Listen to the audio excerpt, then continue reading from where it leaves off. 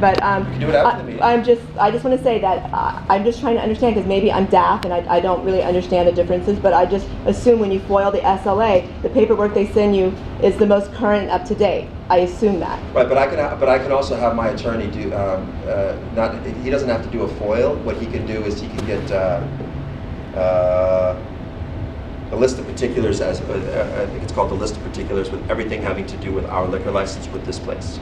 And I can look at it, and we can sit down anytime you want and compare it. I'm happy to do so. There was some confusion when I came in as well, which is one of the reasons I came in to clean it up, all right? I'm just wondering, because it very clearly states that the method of operation is the second and third floor is used for private space, a banquet hall, and service bars. You have a very different view of that. So I'm just trying to understand where the disconnect is between what you're allowed to do on the second and third floor versus what's the method of operation and file with the SLA. The only answer I can give is bureaucratic red tape and New York State and government. So it's just not updated. I'm guessing it's just not updated. But other than that, we do everything by the book in terms of how we approach our liquor license, or any of our licenses for that matter, and in terms of how we do everything. So we notify the community board on a regular basis. Can I ask you a question? Right. The party that you guys discontinued, the Dorian Gray party, right? I'm wondering why, after it was called out at the CB3 meeting on the 16th, Alex called it out as being like a weekly dance party, and she addressed it with you. But how come it was allowed to happen after that? And that's not the only dance party. I know that there's still like the everyday brunch party happening. Everyday people, but that's not a dance daytime party, and those are all dance parties. But I'm just wondering why, after it did get called out at the CB3 meeting saying this isn't allowed because it's being promoted as a weekly dance party, how come still after we all met it was still allowed to happen, and then only after all that footage that got put up online, then after it got canceled? It got canceled because, in my opinion, it wasn't what originally was presented to us as managers, as owners. It was presented as something different. It was going to be more of an artistic kind of a showcase, borderline / fetish. That's the way it was always presented to us. In answer to your question as to why after it was called out after the meeting,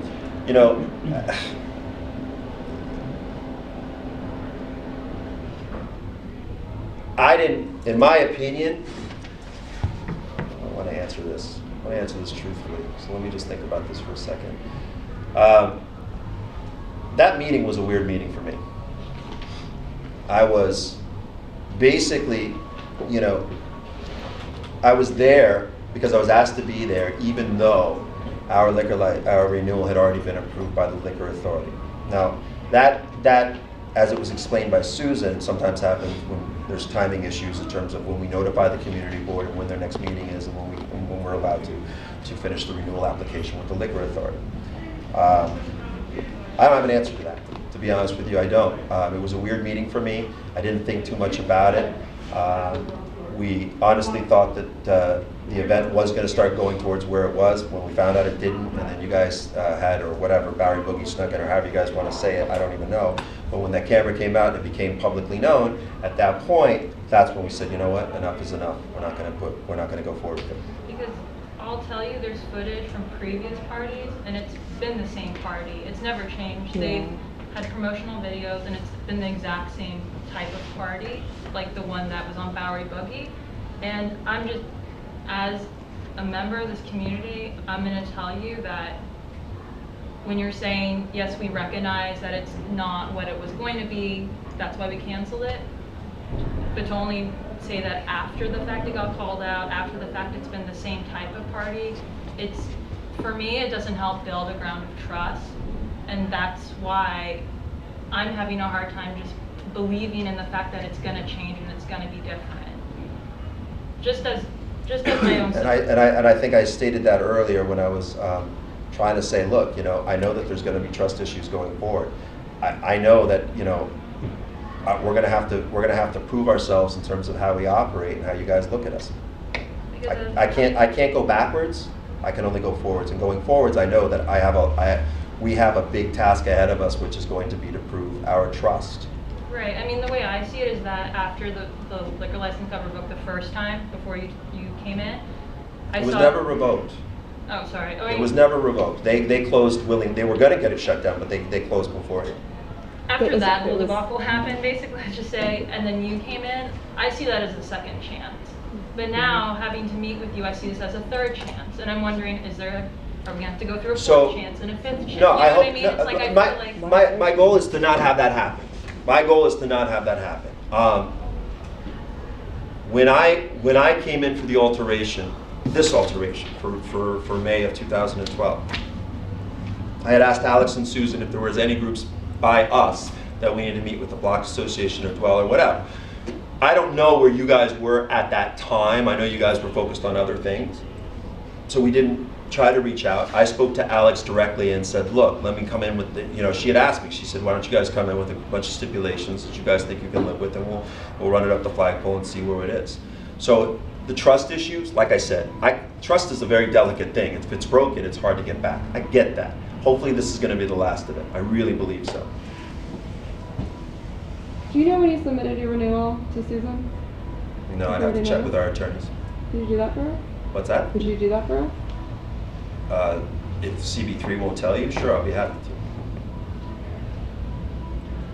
to. The question I had about, does everybody know what the stipulations are, directed toward mostly making sure that everyone on the staff knows, because we run into a lot of businesses where those kind of things don't get all the way down to the staff, and it can be one person on the staff who's doing something wrong. You might have just come in at the tail end of that conversation where it was decided that if a busboy or a waiter or a security guard, anybody, and my GM here basically stated that we're going to, after this meeting, all of this information, what you see here represented are basically my heads of my department, so my security group, my general manager, my sound tech, floor managers and restaurant manager and office managers. These are all my department heads. So basically we're going to have a meeting after this meeting to download everything that happened at this meeting so everybody is on the same page and completely understands that if anybody from the community comes to them with a complaint, we are to address it right away. And I've said, and I've been on record as stating, if they don't address it right away, they're fired.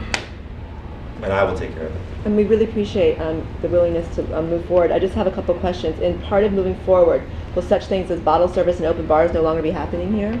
The open bars are not going to be happening unless it's a private event or prescribed by law. And yes. Bottle service? Bottle service was never something that we never said no to. We are a lounge. Bottle service is part of our culture. So these floors these are the lounge floors, correct? These are the lounge floors, yes. For up to the public for bottle service and what have you. Yeah. Okay. It's actually better. It keeps people seated. Mostly.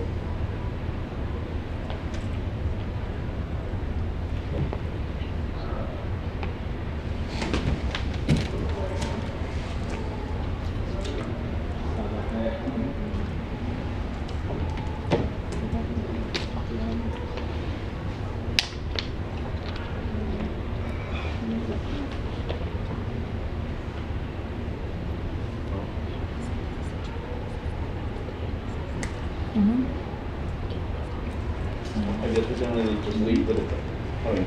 I mean, I don't think there's anything. I think stipulations. I mean, I think this is we know that you're going before the board on Monday. You've already been renewed. We're at an impasse here because you want to add and the committee board is supporting you on this to add further stipulations to your stipulations that have not been followed. So to us, it seems like we're just on a hamster wheel, just spinning. Because you can say that you're going to now do this about the noise, but you said that like a year ago, and as you said. So I really don't know what we can do, but just to let you know that we had some questions. If your attorney would like to speak with us, I think that would be great. So we can maybe go over it with him. Do you have a lawyer that represents you? We have a lawyer that helps us when we need it. So. Is this a pro bono lawyer? Or Yes, it is. Okay, so it's up to you. Do you want to? Yeah, I'd rather look at it first, and then we'll, because it's kind of a calling in. We need to call in our favors when we can.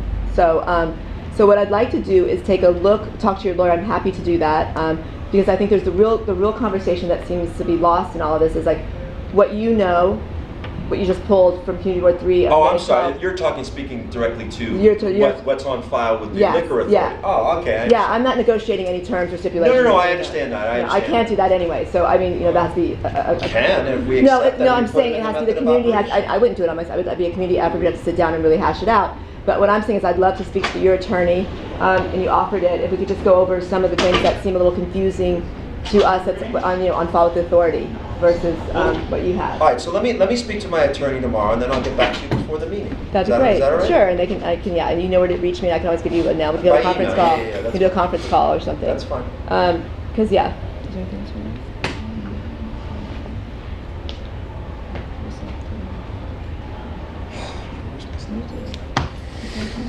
Yes, go ahead. Can I ask who you think called this meeting? I'm sorry? Who called this meeting? I've been trying to in meet your with you mind? guys for a long time, so. No, but knowing that there are problems in the neighborhood, why wasn't there a meeting, just a general meeting? I can't called? answer that. I called this meeting in October last year. I did. No, not about us. I'm sorry, you wrote an email to one person who was representing many people in our neighborhood. I wrote an email. Susan Stetzer put. That's not true. I have the email. You actually read the Times article and you reached out to us. That's the first correspondence I ever got with you is when the Times did a thing and you Be said, that hi, as it my may, I name. did reach I don't out know to this. you. But be that as it may, I was the one that reached out to you. I'm not discounting that. We had exchange. You and I had exchange in your apartment building with my kid. We had exchange outside of your building when there was thousands of people Apartment deep. building with your kid. I was putting up flyers and I said, there's a Oh, problem. right, Yes, we had this right, exchange right, where I said right, DL is right. a super big problem, Right. and I'm super busy with So that's- 106 and so house that's happens. neat. And so we had this conversation. I had a conversation with you outside of your facility as well. But regardless of all that, I'm just trying to understand. Even if you and I never talked, right? We never had a meeting. I don't understand how that has any bearing on following the law and the rules. Like, shouldn't you not have done that as a good operator anyways? I mean, why did all these people have to call many nights during the day, during brunch time, woken up, just being disturbed by the noise and the crowds spilling onto the street? I'm just asking, regardless if we ever met, if you and I never talked, why does it have to come to this? Why is it coming to a head like this? I'm just trying to understand the logic in that. And we're the ones. All I know is And we're the suffering. I understand that, and that does concern me that you feel like you're suffering, and I appreciate Children are that. woken, elderly are woken, yes. I appreciate that, and that's why I'm here now. Okay.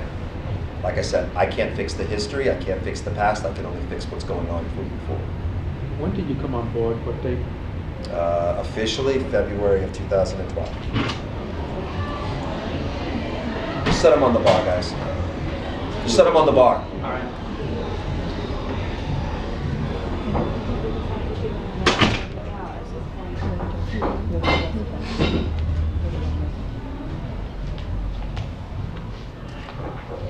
I mean, I guess we'll go into Monday, and I assume there's going to be further. I assume the committee board 3 will put further stipulations. I guess that's probably what's going to happen, and we'll have to go from there, and we'll have to see what occurs because we can leave it at this, that you've said you're going to reassure us that the stipulations that were already on file will be followed, and you're even going to amp it up and try to do even further, make things better for this community. That's what the takeaway is that you're willing to do, and I guess we meet on Monday again, and in between that, hopefully the lawyer and I can talk. Just to get some clarity. Let me speak to I got to make sure.